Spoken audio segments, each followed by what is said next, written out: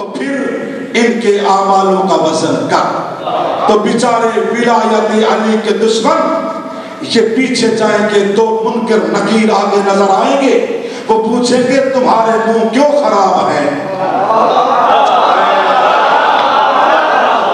منہ خراب نہ کرنا، آج ہوگا نہ کل ہوگا. اگر تم نے میرے مولا کی شہادت دے دی، وہاں بھی تو مسکرائے گا، یہاں بھی مسکرائے گا، وہاں بھی لعنت سے بچ جائے گا، یہاں بھی بچ جائے گا. ایک ہی طریقہ ہے کہ میرے مولا کی ولایت کا اقرار کر. مومن تو انکار کر سکتا ہی نہیں، منافق کرے تو اس کی مرضی ہے. مومن نہیں کر سکتا.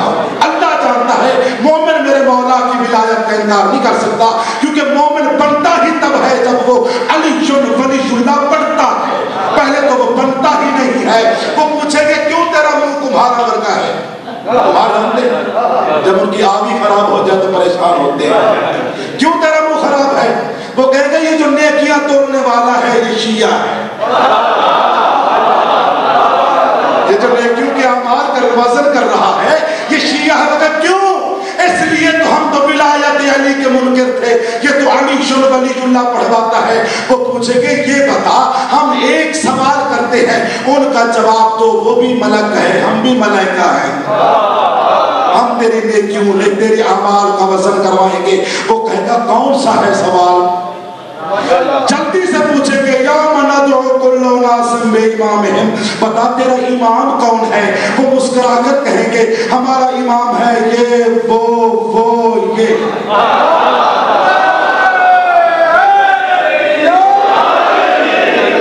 کہیں گے تمہارے امام تو لٹکے ہوئے ہیں، بیچاروں کا برا حال نہیں، تیری نیکیوں کا کیا بنے گا؟ پھر مومنوں کا نمبر آئے گا، ان کے اعمال تولے جائیں گے. کیا مومن گنہگار نہیں ہو سکتے؟ ہو سکتے ہیں. اور ولایت علی والے بھی تو گنہگار ہو سکتے ہیں. ترازو میں جب اعمال رکھے جائیں گے، جو نیکیوں والا پلہ اوپر برائیوں والا نیچے، تو وہ فرشتے کہیں گے کہ یہ بھی ادھر جائیں جدھر ولایت علی کے دشمن گئے. میرے مولا علی فرمائیں گے نہیں، اس کے دل میں ولایت علی ابن ابی طالب ہے، ذہن میں امام حسین کی شہادت ہے، یہ جہنم میں نہیں جا سکتے.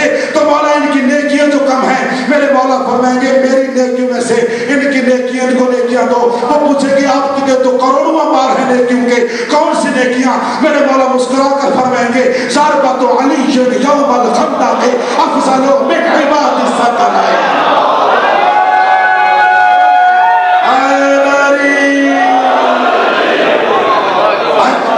نیکیوں کو بڑھائیں گے کون؟ علی. قرآن کی آیت ہے بسم اللہ الرحمن الرحیم قل لا اسألکم علیہ اجرا الا المودۃ فی القربى ومن یقترف حسنۃ نزد له فیہا حسنا ان اللہ غفور شکور. کہ جو بندہ ان سے مودت کرے میں اللہ قیامت کے دن ان کے گناہ معاف کروں گا، ان کی نیکیاں بڑھاؤں گا. یہاں نہ اللہ گناہ معاف کر رہا ہے نہ نیکیاں بڑھا رہا ہے، یہاں گناہ بھی علی معاف کر رہا ہے، نیکیاں بھی علی بڑھا رہا ہے. آپ سمجھ جائیں گے میں نصیری نہیں. میں نے پوچھا یا اللہ یہ کیا ہو گیا؟ وعدہ تیرا تھا کہ علی نے کیوں کیا؟ آواز قدرت عبد الخالق عقل کا علاج کر.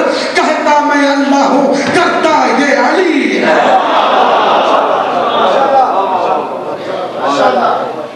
عزت بھی بڑی تھی اور مصیبت بھی بڑی تھی.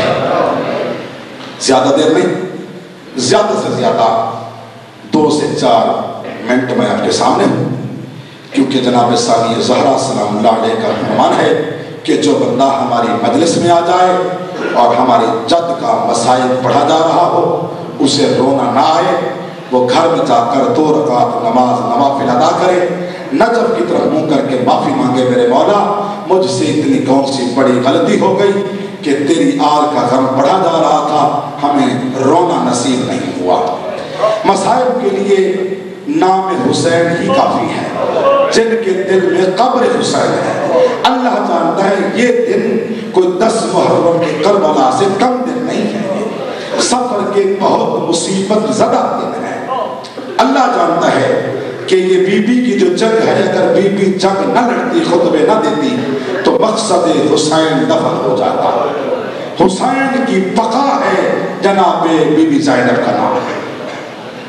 دیکھیں جب کوئی نہ رہا کربلا کے میدان میں تو بی بی نے اپنی بہن سے مشورہ کیا کہ ام کلثوم میں ارادہ میرا یہ ہے کہ کوئی پہرا دینے والا نہیں، میں چاہتی ہوں کہ آج میں پہرا دوں. بی بی نے جلدی سے کہا کہ یہ بچے جناب عباس کی آواز پر سوتے ہیں، تیری آواز پر کیسے سوئیں گے؟ بی بی نے رو کر فرمایا کہ کلثوم اگر میں نے آج عباس کے لہجے میں پہرا نہ دیا تو میں علی کی بیٹی ہی نہیں۔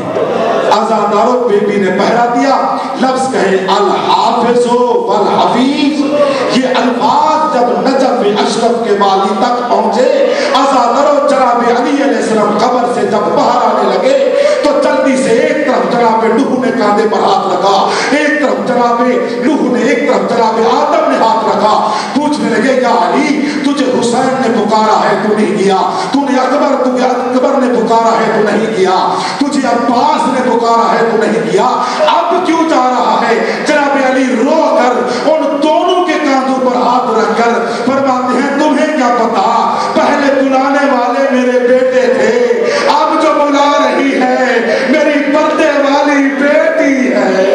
مرحبا مرحبا اجرکم اللہ۔ مولا سوائے غم شبیر کے اوپر غم نہ دے، ہر آنکھوں سے آنسو آ رہی ہیں۔ عزادارو ہوا کیا؟ میرے مولا کا امر ایسے ثابت ہے جیسے سورج کی روشنی ثابت ہے۔ تو روایت میں یہ لکھا ہے کہ جب گرد و غبار سامنے نظر آئی تو اماں فضہ سے بی بی نے کہا کوئی لوٹنے والا آ رہا ہے، وہ لوٹنے کا ارادہ رکھتا ہے تو اسے کہے آج نہ لوٹ، آج نہ لوٹ، کل لوٹ لینا، سید زادیاں ابھی سوئی ہیں۔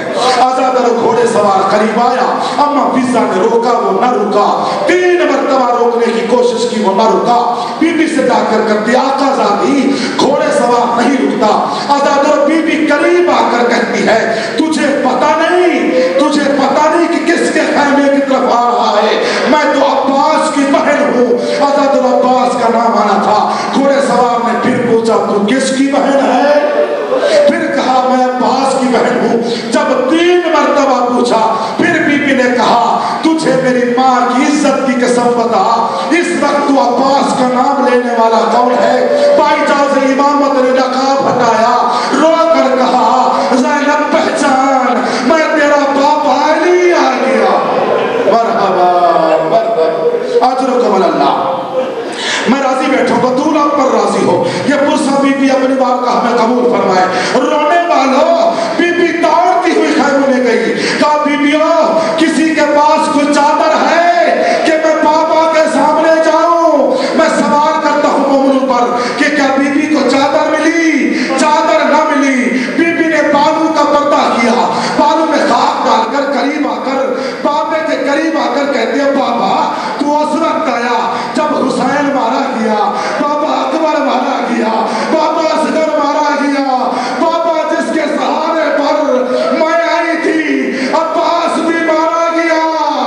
حضرت ایک تو یہ روایت ہے، ایک اور روایت ہے کہ 64 بی بی تھی موجود خیموں میں، 64 بی بی۔